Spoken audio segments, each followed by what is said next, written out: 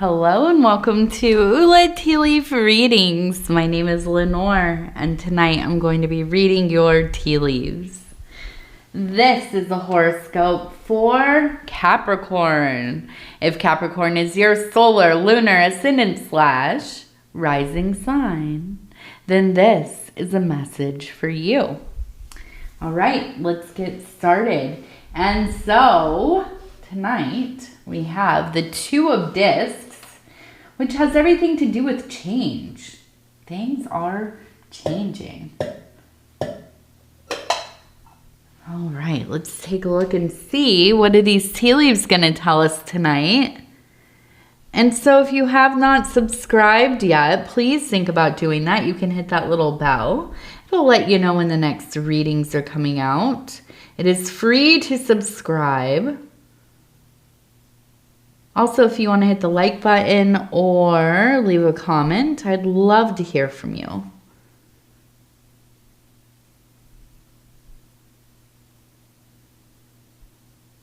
Okay. So I feel that you had or have a mother figure, a grandmother possibly, who was some kind of seer, intuitive. She maybe scribed, did various kinds of divination. This is somebody who had a lot of, well, I would say power. I mean, really, talent, power, and experience. Not afraid to kind of go down the path of a magical being, right? Maybe somebody who was misunderstood by the family quite a bit, but at the heart of it all, right? Still at the heart of things. And somebody who is quite a lover, a romantic, just really affectionate and present and warm person, but eccentric. And I think that's what it was. Like, you know, Grandma, whoever, I was going to say Grandma Joe for some reason. That came to mind. Wonderful. A great cook. So warm and inviting. Also into some weird stuff, right? Also read tea leaves or tarot or, you know, whatever. Talk to people who've transitioned or, you know, other kinds of intelligences. Now, this is her sitting here, okay? Behind her, we have, it looks like a child, a baby. Even maybe getting up on like a little rocking horse or something like this, okay? That's you. And this is also you. I can see kind of a child carrying a heart. This is a person that maybe not everybody around you would have wanted to take after her, but you did. Right? We all have in our families like the one that became like the doctor or the engineer or whatever, right? And that's the person that we're all like, oh, I should be like them. I wish I could be like that. I wish I could, you know, go into some really important and accomplished thing like that, right? And then there are people, you know, that are just a little different. The artists and the poets and the magicians and the, you know, occultists and separatists and just, you know, people living differently. And those are our family members too. And not everybody in the family is like, oh yes, I wish I was like, you know, Uncle Joe, living out in the woods, talking to animals, you know, or whatever. But for you, I think, yeah, you recognized early within yourself that you had the same kind of connection with the mystery, right? The divine, the unseen, but it is there, right? We don't necessarily experience it as, you know, we do most other things, but we know it's there, right? The veil is thin. Heck, in your case, the veil might be fully lifted off already, right? So I see you spending a lot of time around this grandmother, your mother, whoever it is. Now we also have, look, the rocking horse over here again. And it just feels to me like there's like this reiteration of your childhood. Like maybe almost it was cut short. You know, maybe this person transitioned when you were younger. Maybe some circumstance or dynamic changed, and kind of the little paradise that you were living in, this kind of magical bubble, right? It changed. And I feel you still, even to this day, if you're 25 years old, or if you're, you know, 40 something, or 78 or 90 years old, whatever, right? Whatever part of your life you're in, when you close your eyes and you start to let yourself drift, I could see you finding yourself in those gardens, in mother's gardens, in mother's kitchen, in grandmother's sitting room. You can hear her humming and cooking and, you know, making weird teas that are going to alleviate your allergies, or, you know, whatever it was. And that was the place. That was heaven to you. That was everything. There was such a connection, such a feeling of being safe and loved and wanted and paid attention to, and also respected. That's a big thing. You felt very respected in this relationship, in this dynamic. And so I could see why, you know, if it's something that was cut short in the way that you remember it, why you would spend all these years wishing you could go back.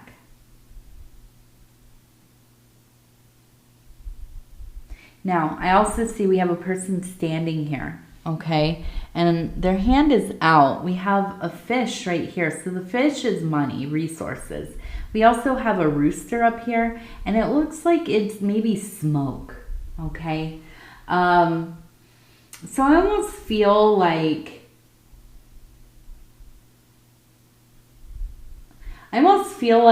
there's maybe a financial thing that you've been worried about. And there is this alarm going off. But it's like messages coming through, right?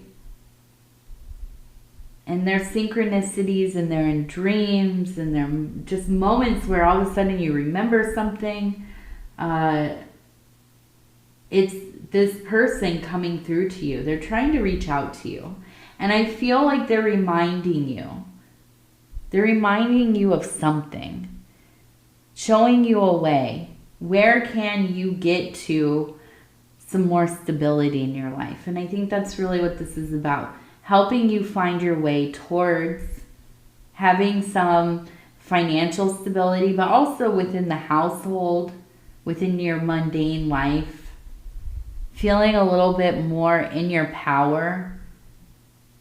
Getting into that place where you feel so fully embodied in yourself that you have a lot of room, right, to navigate your life. You don't feel confined to this one, thing in your life that you're just stressed and trying to figure it out. And, especially when we're having money issues, right? When we're having trouble paying the bills, when our housing is in jeopardy. We don't know. Maybe you just broke up with somebody or lost a job, or, you know, the rent is going up, which it is everywhere. I don't know, you know, I don't know how. I just, even getting into this line of thinking, I'm like, I don't know how any of us are going to afford anything ever. Excuse me. But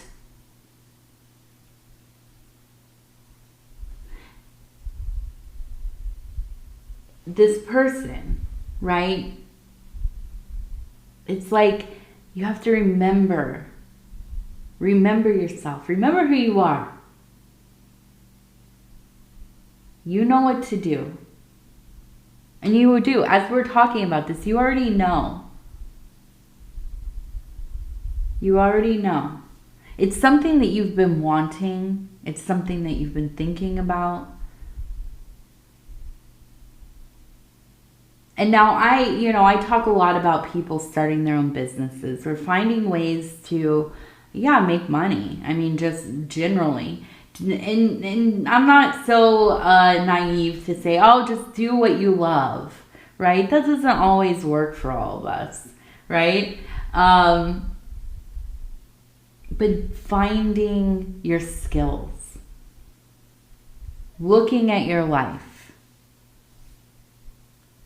What are you good at? You know?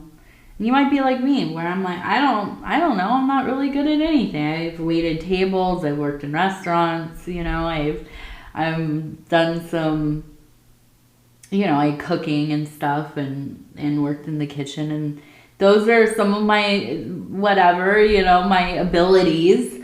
And maybe that's it. But that's not really the truth of it, right? There's a lot.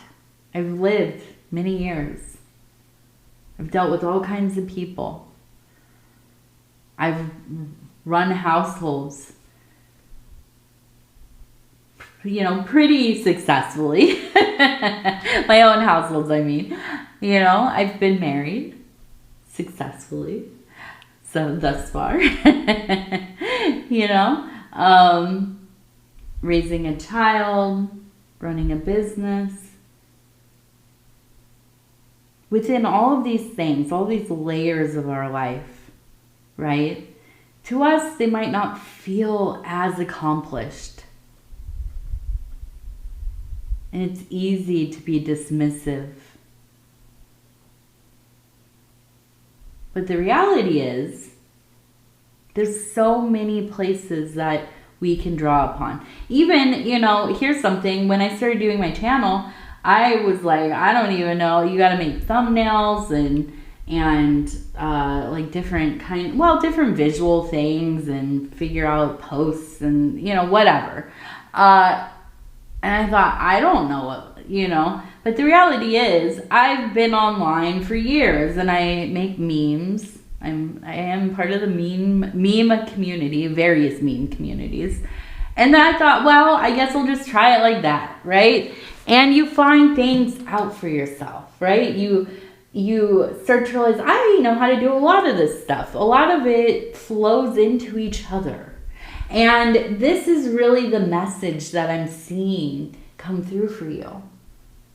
Is that you gotta get out of your own way. Because you have a lot of talent. You're skilled. You have multiple skills, right? But I think probably more than one that you have really, really built up, refined, maybe even mastered. And you might be in a place in your life where you're thinking, I'm 55 years old, right?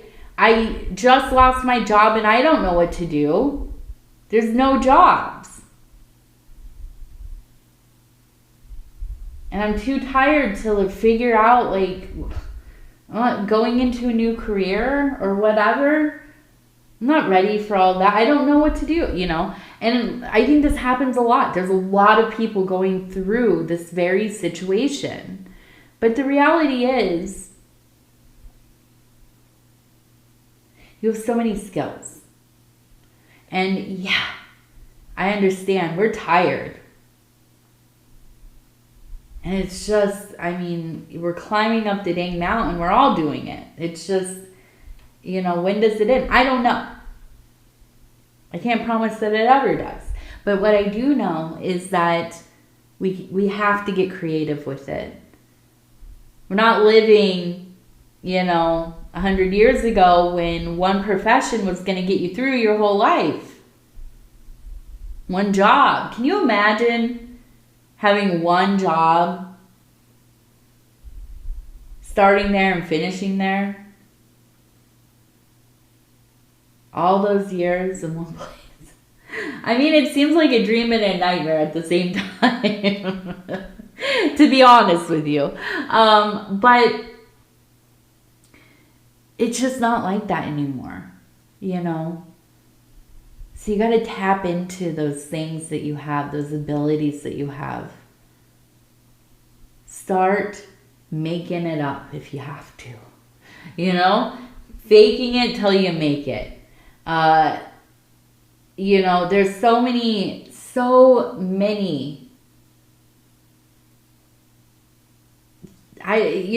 things that we just look at online or we're watching videos of or whatever. I don't know what the heck this is, but somebody's doing it. Somebody is, you know, somebody's made a job out of it. Somebody's made it profitable. And so I think that this is the calling. This is kind of that trumpet going for you. This is your time. Don't get stuck being worried about what has come and gone. But go back into those old places and draw upon that energy of wonder, of excitement, of being loved and held and cared for by somebody who you admired. And now you are somebody that other people can admire. Living in your truth, your authentic being. It's a scary, scary leap to make. But I promise you,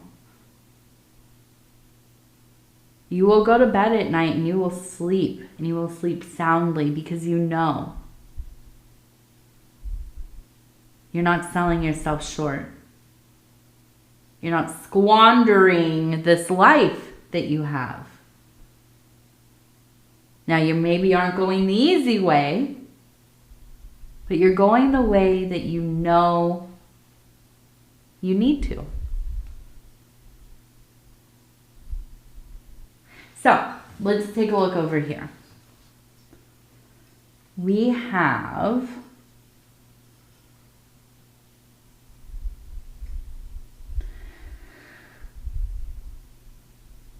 the house, we have some birds, I hear the water.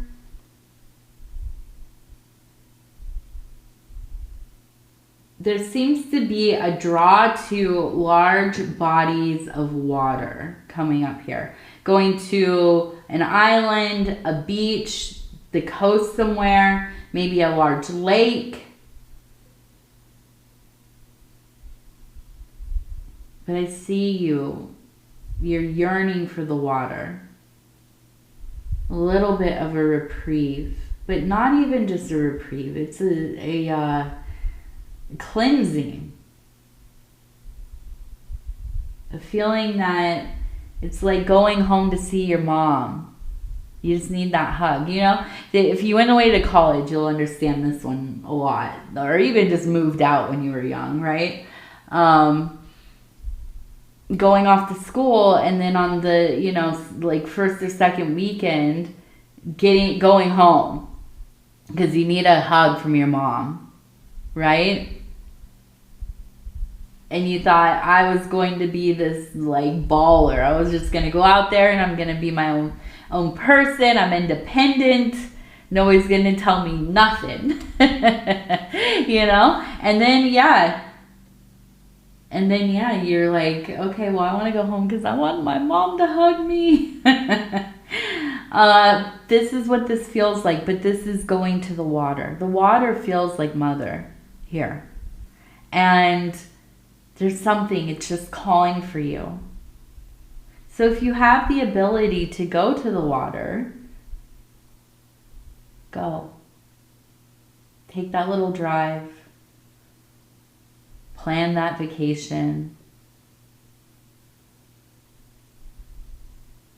Do whatever you have to do. If you don't have any water and you have the inability to get near the water or go to the water, right? Take a bath. Take a shower. Wash your face. Take a bowl. Here's one that's really, it feels strange. But there's something very holy about it. And that is getting like a big bowl, right? Like a salad bowl, or not like this, the eating out of salad, like the big, you toss the salad around in it and stuff. A big serving bowl type of deal. Get some nice warm water. Get a nice little, rag or what is it called? What are they called? Washcloth. I'm not going to say I'm an anti-washcloth. I didn't grow up around washcloths. We don't use them here. We have like the loofahs and things. But yeah, washcloth. That's what it's called. Taking something like that, the bowl, going outside.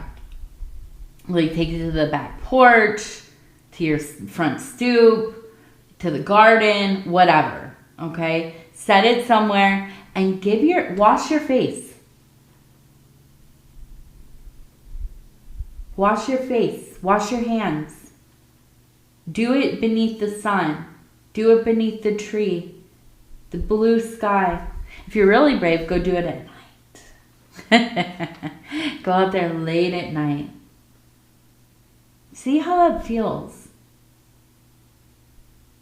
Make sure your shoes are off, though. The shoes, yeah, I was trying to picture doing it with your shoes on. Don't do that. Do it with your shoes off. See how it feels. I promise you it feels different. It doesn't feel like washing your face in the bathroom. Not at all. All right. Let's go ahead.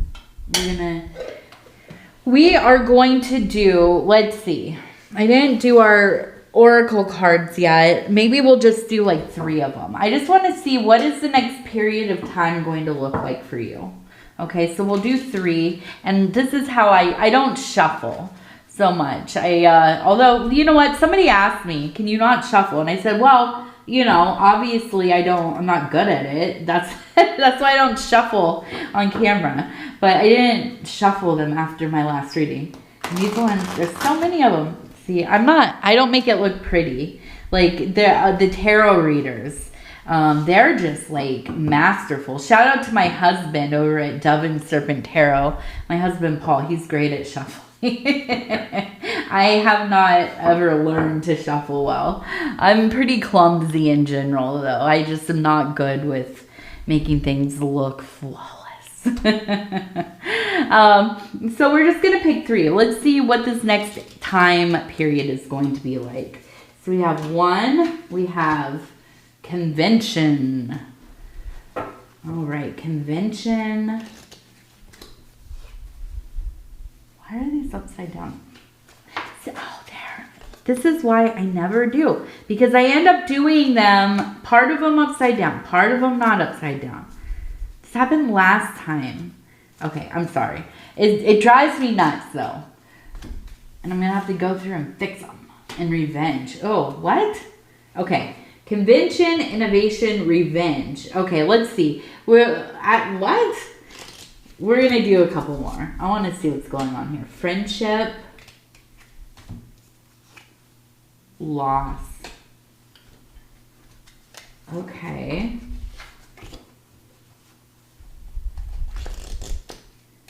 One last one. What does this say? Caution. Jeez. Okay. All right. All right. All right. We can do this. We can get through this. So it feels to me like there's almost a feeling of like you've been doing things the same way for so long that everybody's just used to you being this way or doing things this way, or this is your routine. I'm always going to see you at the coffee shop at this time, and and then you go to work, and then we'll catch up after work and have some drinks or whatever. And I'm talking about a friend and a good acquaintance, or something like this. And so you've decided that you want to do things differently. You want to change your life a little bit, right? And it's almost like you are betraying them. That's what they feel like. It's not, I don't think this is the reality of things, because I don't even think that you're considering that this would affect your relationship. But I do. I think that you are outside of your conventional lifestyle a little bit, right? And I feel like you're in this place of like evolving, wanting to kind of innovate the way that you've lived, maybe change some of the things, like, I don't know, like, instead of eating out with your friend twice a week or whatever, you're going to start meal planning, right? Something like this. And, this friendship, I feel like this person here, it's like it's a great loss. They're mad. This is like you have betrayed them on purpose in their mind. This is in their mind. And I feel like there's a sense of revenge. I could see this going really sour. This person, I think, is more involved with you than you are with them. And so you need to be cautious, okay? Just keep an eye out. Just keep an eye out, because I think it will be apparent that they're not super pleased about whatever. And, maybe they're in love with you. No, I don't know. Maybe they're a controlling person. We talk a lot about relationships, romantic relationships with people that we have kids with, and, all this kind of thing, and how abusive that can be in, some situations. And that's very true. But we don't talk a lot about friendships that become, abusive. At least, maybe not in the same ways, but maybe in a way that a person is disrespectful, or they feel like they have some kind of ownership over you, and they treat you that way, right? So I could see this person feeling like they're losing control, and that when you have somebody that feels like they are losing control of somebody or a situation, that's when you have to be really cautious. Okay. So, I don't want to like make anybody scared or, be that alarmist, but at least kind of take a look at, what's going on around you, how people are behaving. Okay. Oh, yes. We're going to do 3 lucky numbers. We have the 100-side die, and I'm just going to, okay, we have the number 99, ooh, 89. Look at that. 99, 89, 86. Was that, did I do that right? Where was the 99? Yeah. Oh, okay. So the 9s do have the dots on them too. I was like, what? Oh, yeah, because it would look like 68. Yes. I got it. I'm like, wait, don't they usually just do that? Yeah, on 6. Okay. So we have 99, 89, and 86. Was that the last one? And now we're going to do, to end this, and I know, I'm sorry, this is cluttery at the end here. I'm trying to figure out a flow of things. So you'll have to bear with me. I just started doing the lucky numbers. I'm not sure if I'm going to keep them in the readings or if I'm going to do like separate videos for them and make it like a whole thing. I don't know. If you have any input, put it in the comment section. Now these are our inner child oracle cards, and we're just going to use this as kind of a punctuation for the reading, and we'll stop where it feels right. It says, emotions are the reflection. Look for a deeper meaning. Emotions are the reflection. Look for a deeper meaning. I like how it's the water, too. You're going to the water. Get to that water. All right. I love you, Capricorn. Thank you so much for spending this time with me. It's always such an honor. If you would be so kind as to like the video or leave a comment, I'd love to hear from you. And if you haven't subscribed, think about doing that. It is free to subscribe. And again, I just want to say thank you for sharing your time with me. I love you. We'll talk in a few days. Good night.